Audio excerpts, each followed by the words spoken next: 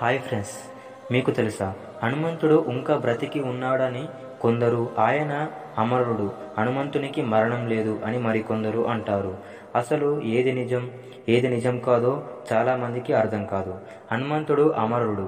రాముడి కథ పేరు చదవబడినంత కాలం భూమిపై ఉండాలనే కోరికను కోరి దానిని హనుమంతుడు పొందాడు. హనుమంతుడు మరల జన్మించడని మనకు తెలుసు. ఆయన చిరంజీవి మరియు ఆయన మరణం ఎక్కడ ప్రస్తావించబడలేదు.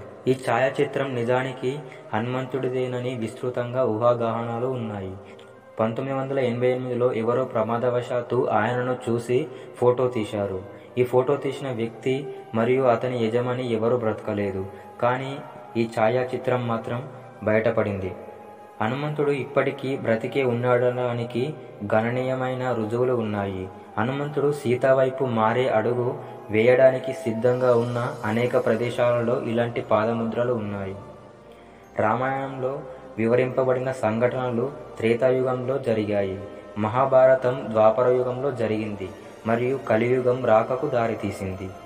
హనుమంతుడు మహాభారతంలో కూడా ఉన్నాడని ప్రస్తావింపబడింది.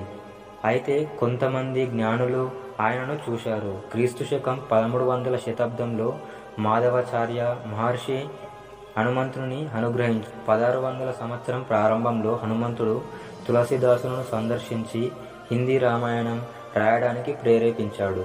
మరొక పండితుడైన ఋషి కలియుగంలో హనుమంతుని చూశారు.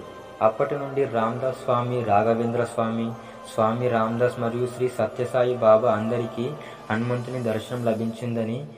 ప్రస్తుతం హనుమంతుడు ఎక్కడ నివసిస్తున్నాడు అంటే రామేశ్వరం సమీపంలోని గండమాదన్ పర్వతంపై అతని నివాస స్థలం ఉందని చెబుతున్నాయి కథలు.